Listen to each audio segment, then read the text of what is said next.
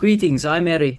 All the headlines will tell you that they never closed the file on the hostages in Gaza, that there's no one left, and that they've done their part. But the reality is that there's still one hostage left, and Hamas, as usual, is turning a blind eye.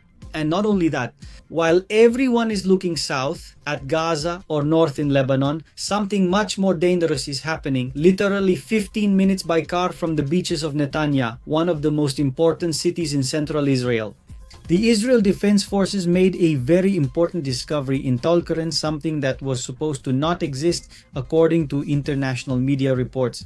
In Judea and Samaria, what is known today as the West Bank, something that is a game changer for anyone living in central Israel. What I'm going to share with you today is not just news, it's proof that the strategy of mowing the grass is over and the war of cutting roots has begun. And I know many of you will ask, Ari, why are there bulldozers tearing up the asphalt in Jenin and Israel Defense Forces troops as if it were the same thing? Well, we'll get to that in a moment. First, let's go over the raw and compelling facts. I want you to picture the map of Israel right now. Think about the narrow waist of the country. There, Netanya, Highway 6, the aorta of the Israeli economy, which at its narrowest point is just a few kilometers wide. Now look to the east, to the hills of Tulkarem, which are formerly on the other side of the security fence. Right where the territories of Judea and Samaria or the West Bank begin, stretching for hundreds of kilometers until they reach the eastern border with the country of Jordan. Well, today the Israel Defense Forces and the Shin Bet released a very important piece of news that many media outlets overlooked on November 17th in a surgical operation in Tulkarem. They dismantled an advanced terrorist infrastructure about which, for intelligence reasons, not much official information had been given, at least in detail, until today. And what did they find? Well, they didn't find rocks or Molotov cocktails. They were rockets in stages of preparation. And listen to this. One of them already had an explosive warhead installed, which means it was ready to be fired toward Israeli territory. That means rockets in the heart of Judea and Samaria. The investigation revealed the architects of this, a terrorist named Ahmad Abu Samra. That guy was not a novice. Israeli intelligence revealed that he had already planted explosives. They were military vehicles in September, leading to his arrest warrant, and he joined other attacks in December. During one of those attacks, the former Menashe Regional Brigade commander, a colonel, was wounded. Why is this critical? Well, because Ahmad Abu Samra and his accomplice Khalil Krisha, who supplied the materials, are not lone wolves, they are engineers, members of a system. According to intelligence sources, they are inspecting anti-patriotic models. In Tulkarem, imagine a rocket fired not from Gaza towards Ashdod, one of the small Israeli cities stuck in Gaza, but from Tulkarem towards the Hadera power plant, the highway, or any other densely populated area of the colored cities. Israel. Similarly, as you see it, they're within a stone's throw of the center of Israel. But let's go slowly, because to understand why there are rockets in Tulkarem today, we have to understand what has been happening in the shadows over the past few months. This obviously didn't come out of nowhere. If you've followed the news I've shared on this channel, you've probably seen images of the Israel Defense Forces entering Jenin, Tulkarem, or Tubas. All cities within the Arab area of Judea and Samaria, with a force we haven't seen since 2002. Massive operations launched from August 2024 until now. Why? Because what we're seeing is the Gazaification of Judea and Samaria. Iran has been pumping money and weapons across the border with Jordan. They've flooded the Nur Shams and Jenin refugee camps with advanced explosive rifles. The Israeli army once went in, made arrests and left. That's changed now, right? Now you see 9 giant bulldozers tearing up the streets. And I know that many friends abroad will tell me, Ari, is it necessary to destroy the streets? Isn't that already too much?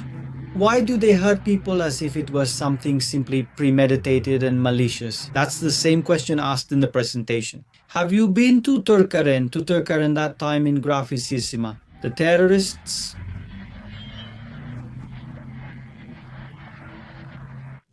Very active and Tonal's HA is no longer a shooting war, it's a war of minds. The bulldozer isn't breaking the streets just for the sake of it, it's detonating mines so that the soldiers and the vehicles don't get blown to pieces. In other situations, it's done to be able to interrupt the passage of trucks carrying war materials that are set in motion. When they realize that the Israel Defense Forces is going to launch an operation at a specific point, this is done so that they obviously can't move them to another place. So this is the context for why we see some streets in certain neighborhoods where bulldozers are tearing up the pavement. There's another historic change. For 20 years, Israel rarely used air power in the West Bank. Now, drone and targeted airstrikes are routine. Why? Well, because terrorist cells in some places, like in Kashbash or in Nablus or the Balata camp, have become so dense and armed that going in on foot is practically a death trap. So Israel has decided that if you turn your neighborhoods into military bases, then Israel will treat them as military targets. And this is also taking advantage of all the artificial intelligence deployment that Israel is currently using, loaded onto drones to be able to make identifications during spy flights, to locate specific targets, and to take them down from the air itself. And I'm actually preparing a special segment to show you all the developments that Israel is making in this field of artificial intelligence applied to the Israeli armed forces. Alright, what's happening in Tulkar today is the discovery of those rockets along with all the military equipment that was found with them. It's proof that if Israel doesn't go all in now, in a year we'll have a second Gaza, just a few kilometers from the central area of the country. The operation on November 17 wasn't an isolated event, it's part of a preventive war to keep the cancer from spreading. Alright, and I'll take a quick pause to recommend the channel La Voz de Sion, a music channel with a spiritual character and a unique Hebrew touch. Sung psalms and original songs of extraordinary quality. On the channel, you'll find playlists designed for every need.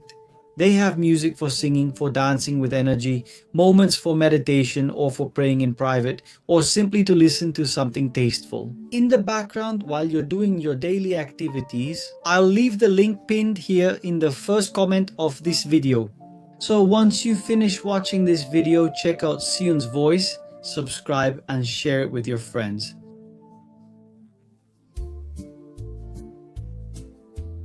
Thank you, alright? Let's continue and move from the physical war in Tulkarem to the psychological war in Gaza, because both are connected by the same common thread, dehumanization. Hamas came out today with a statement that has generated all kinds of reactions in Israel and around the world. Their spokesperson, Abu Hamza, said that they have closed the file on the hostages. They have the nerve to say that they have already returned everyone and that they adhered to the terms. They claim to have handed over the remains of the Thai national Suti Saj on December 2nd. Up to that point, it seems like news, but here's the catch, and the truth is that it's very cruel. In true Hamas style, Israel is still waiting for the remains of Ram Gwali. Ram was a sergeant major, a police officer. His body is still in Gaza, but the jihad says, no, we don't have him, we've already handed them all over. They even imply that, from their perspective, they've already fulfilled their part of the agreement for the first phase. However, they were making great efforts, supposedly looking for this last body, so they can't seem to reach an agreement. They're looking for him, but say they've already handed everyone over. This is like someone who steals a car, then returns it but keeps the engine and says, I already returned the car. The case is closed. They're playing with the hope of the Gwali family, with the feelings of a community, and with the family's patience. Hamas supposedly started searching for Ram's remains in the Zaltun neighborhood. But now the jihad is washing their hands of it, saying no, that all the hostages they had in their hands have already been handed over. Hamza even said during the war that the prisoners would not return except in coffins, or maybe they never would.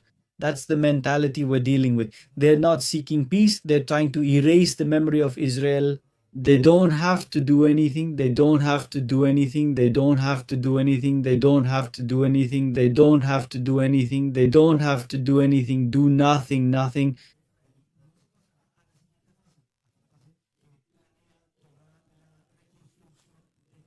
They don't have to do anything. Do nothing, nothing. They don't have to do anything. Let's go here, near Israel, with some very worrying news that really makes us wonder what's happening in the world. Attention, because Thailand and Cambodia have been in open war for 48 hours. Yesterday, Monday, the Thai Air Force launched massive attacks after the fragile ceasefire they had signed in July collapsed. The reason is not a simple border dispute, it's a war over resources. The conflict erupted over control of the overlapping claims area in the Gulf of Thailand, a region rich in oil and gas that both sides claim, added to the eternal dispute over the Priyavira temple, where new landmines have been reported. So while the world is watching Gaza, energy conflicts are heating up in Asia, when the self-proclaimed world police, the United States, appears to be weak. And this is something we need to pay very close attention to, because anyone might think these are countries that fight with stones and sticks. And the truth is, for those who don't know, these are countries with very significant military power. We'll closely monitor everything that happens there. Well, so that's how things are in Tolkaren. The enemy no longer throws stones, they make rockets and use anti-tank mines. Has Israel had to change its military doctrine and treat the issue of Judea and Samaria like in Gaza, in order to prevent a bigger catastrophe in Gaza? The jihad is playing at closing cases to torture the families and force an end to the war without returning the last hostage. Urano, Thailand and Cambodia are entering a dangerous war we must watch closely. I'd like to read it in the comments. Let me know your opinion about all this news. Subscribe to the channel if you haven't already and turn on the bell so you'll know when I upload a new video. Don't leave without giving it a like. Share this video. See you.